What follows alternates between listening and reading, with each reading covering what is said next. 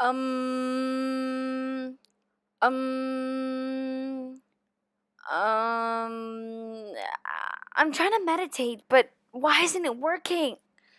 Okay, let's try to focus. Okay, um, um, when is this meditation gonna end? Do you ever feel like meditation is just useless?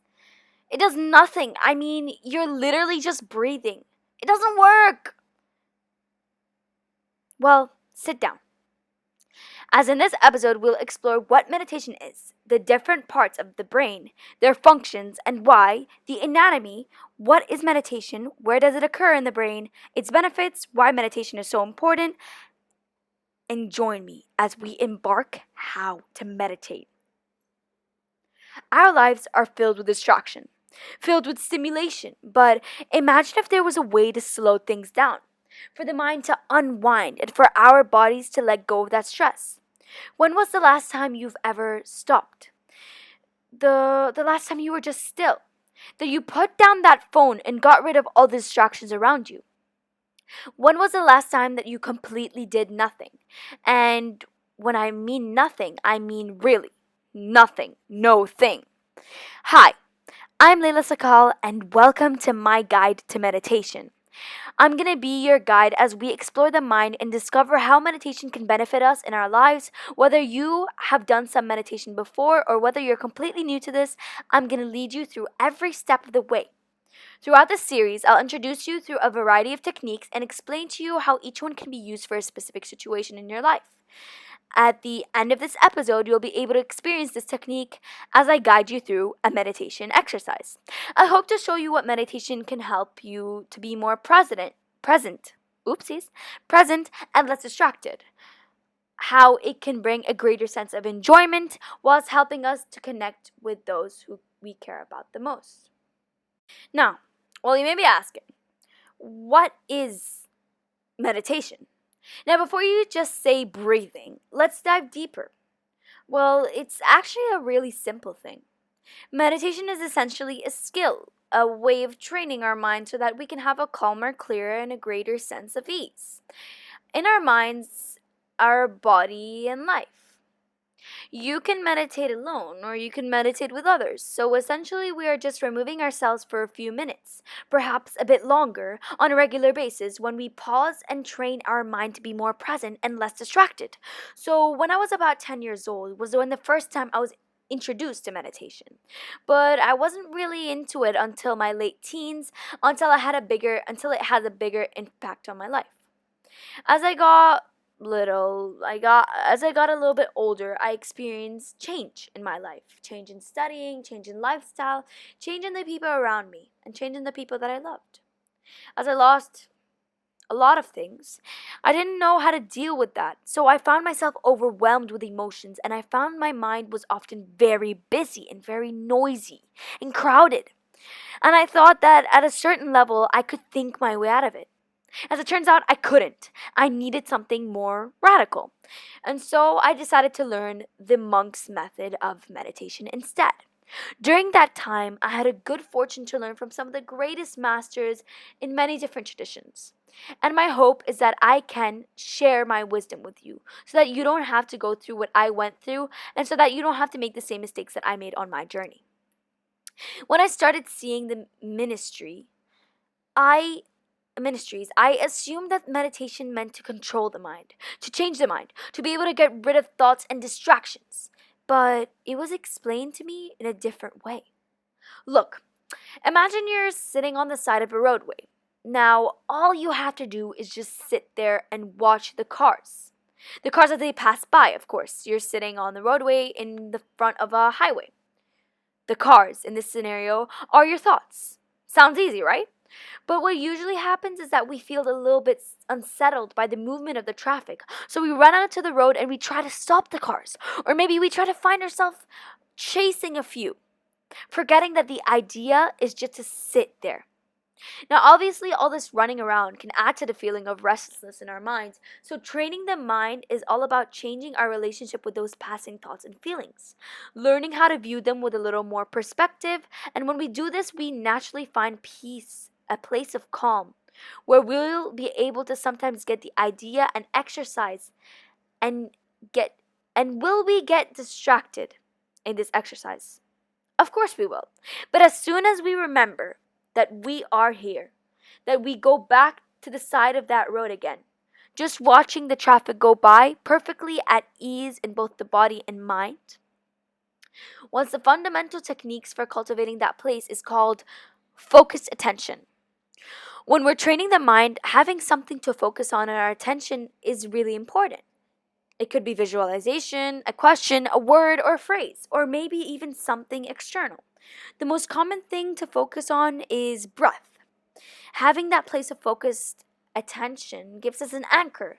It's something to come back to when we suddenly realize that the mind has wandered off, which is of course inevitably will do at times. Of course we'll wander off at times, you know what I'm saying? And when we focus on an object like breath, it is not that we're trying to escape those thoughts or try to shut out the world. We're trying to learn and to recognize when we're caught up in that thinking and in any type of distraction, and to gently step out of it, to let it go, and to return to that place of calm, focused attention. Techniques like focused attention are not something new. They're part of a Buddhist tradition that dates back thousands of years. And within those practices is a traditional passing down, learning from a teacher to student, teacher to student. So my hope is that when you meditate with a confidence that this is something that's been around in R&D and essentially for 1,000 of years. The actual focus on breath itself has evolved from techniques that were almost developed 3,000 years ago. Now, of course, people who have practiced these techniques for years have felt the benefits, but haven't necessarily been able to explain what's been happening psychologically or physiologically. But in the last 20 years, scientists have been able to do just that, to rigorously measure what's happening to the heart rate, to the blood pressure, to the stress levels, and to even the structure to the brain itself. When I was 10, I had no idea that there was something called neuroplasticity. The brain was flexible, malleable, that it could change. And the scientists were actually witnessing this by putting monks through an fMRI scanner and witnessing that what happened to the brain before, during, and after meditation. And we know this, that when we sit and meditate the same way we go to work out in a gym or train a muscle, that the muscle gets thicker and stronger. In the same way that the part of the brain is responsible for happiness and well-being, the amygdala, is receiving more blood flow, getting thicker, getting stronger, and actually spending more time in that place can make the synapse stronger by practice. Meditation has been proven to reduce stress, frustration, depression, physical pain, and also to increase happiness, heightening levels of patience, acceptance, and compassion. So, even when you're sitting there and it feels like nothing is happening to you, you can feel confident that meditation and mindfulness can make a change in our lives.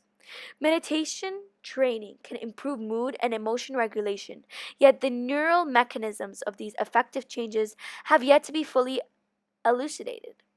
We evaluated the impact of the long-term and short-term mindfulness meditation training on the amygdala response to emotional pictures in a healthy, non-clinical population of adults using blood oxygen level dependent on functional magnetic resonance imaging. Long-term meditators had 9,081 hours of lifetime practice on an average, primarily in mindfulness meditation. Short-term training consisted of an 8-week mindful-based stress reduction course, 22 female, which was compared to an active control condition in a randomized controlled trial. Meditation training was associated with less amygdala activity to positive pictures relative to controls. Amygdala, if you didn't know, is a part of the brain where mental illnesses form and where chronic stress occurs. But there is no group difference in response to negative pictures. Reductions in reactivity to negative stimuli may require more practice experiences or concentrated practice, as hours of retreat practice in long-term meditators was associated with lower amygdala reactivity to negative pictures. Yet, we did not see this relationship for practice time with MBSR. Short-term training compared to the control intervention also led to the increased functional connectivity between the amygdala and a region implicated in the emotional regulation, ventromedial prefrontal cortex, VMPFC. That's a long word. During effective pictures, thus meditation training may improve effective responding through reduced amygdala reactivity and heightened amygdala. VMPFC connectivity during effective stimuli may reflect the potential mechanism which MBSR exerts salutary effects on emotion regulation ability. The different parts in the brain and they function in their anatomy. Now, the best way to experiencing meditation is to actually do it and not just to talk about it. I'm gonna guide you through it. So don't worry if you've never done that before. And remember that sometimes and some days meditation might feel easy and on the other days it might feel difficult. But the importance is to keep consistent, to gently keep on following it and to keep on going. And the most important thing is that you set yourself up in a place that you're going to be comfortable. Then that you can either do it sitting up, lying down, but you definitely don't have to sit down cross-legged on the floor. You ready?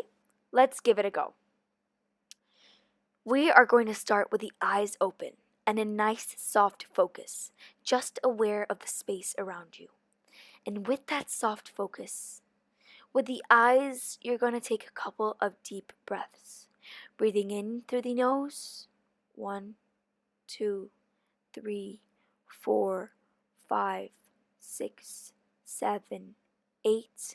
And out through the mouth. 1, 2, 3, 4, 5, 6, 7, 8. As you breathe in, notice how the lungs fuel with air. The body expands as you exhale. Just notice how the body softens as you breathe out. Just one more time. Breathing in through the nose. 1, 2, 3, 4, 5, 6, 7, 8. And this time, as you breathe out the mouth, I would like you to gently close your eyes. And just take a moment before you do anything else. Just to appreciate, enjoy that feeling of having stopped, of having nothing to do, nowhere to go. Notice the feeling of weight, the weight of the body pressing down against the set of the floor beneath you, and take a moment as well just to notice your surroundings. Without looking around, just noticing the different sounds, not trying to shut them all out.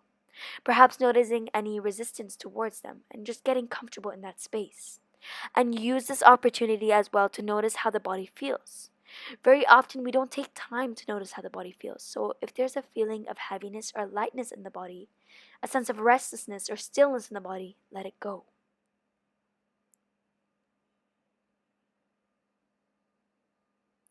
As you bring your attention into the body, just starting to become more aware of that feeling, the movement of the breath in the body so that you can have a breath in a special way just to allow the body to do its own special thing. So just breathe normally. Some people feel the movement of the breath in their chest, or some people feel it on the shoulders. For some, it's in their diaphragm, and for some, it's in the stomach. If you can't feel anything, any movement, just gently lace your hand into your stomach so that you can feel that rising and falling sensation again.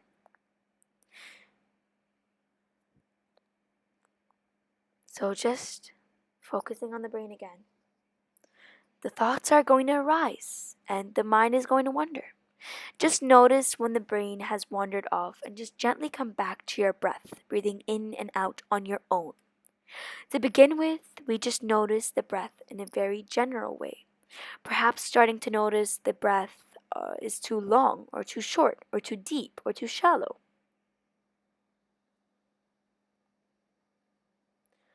And we might find ourselves thinking about the exercise or other things.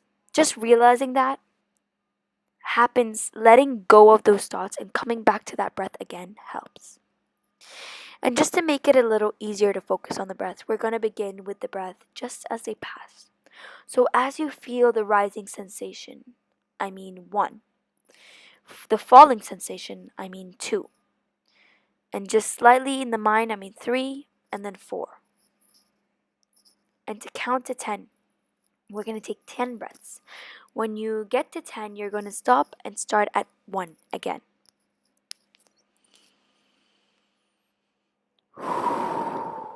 1, 1, 2, 3,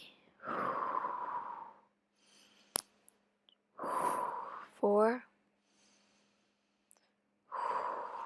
5, 6, 7, 8, 9, 10, 11, 12, 13, 14, 15, 16, 17, 18, 19, 20. So remember, no effort is required. Keep on breathing. No effort is required for the body knows how to breathe. Heck, it's one of its main functions. Not getting involved in anything, just allowing the thoughts to come and go in those moments when you realize that the mind has wandered off, just gently bring it back into breath again.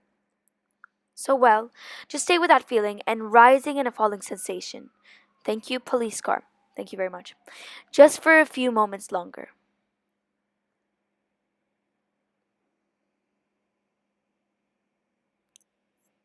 Then, for just a moment now, I will let you to let go of any focus, even the breath now. For a few seconds, just allow yourself and your mind to do whatever it wants to do. So if you've been wanting to think, you can let it think now. Just allow the mind to do whatever it wants to do and observe the thoughts, watching them contact against the seat, watching your weight on the floor beneath you or your contact against the seat. Perhaps noticing the sounds around you again. And when you feel ready, you can just gently open your eyelids again. But before you move, just take a moment to notice how you feel in your body and in your mind. And more often we do this meditation, and the more we remind ourselves of how much we need to pay in our life and how much we need to pause in our life, to take this time for ourselves. And if you want to resist any temptations to analyze what just happened, the benefits of anything else, just knowing that doing this on its own can make a difference. And then my final bit of advice is always before you get up, just remind yourself as an intention to take this quality of your mind into your life. It's great to take some time to close your eyes, to be still, to be quiet, and to be still. And there are real benefits to that. But the real qualities and the real benefits of meditation are found when we take that quality in our minds and the quality of our mind to our everyday life, in our relationships, in our experiences. So always putting in that intention before you get up and move. So I hope you rejoin me in this episode and every episode onwards as we explore how we can get rid of this baggage and this heavy weight that you carry around in your mind, as we challenge ourselves to push our limits and to change our whole minds and our lifestyles through mindset and our way of thinking. Thank you for listening, and remember, this is Layla. We have one episode left.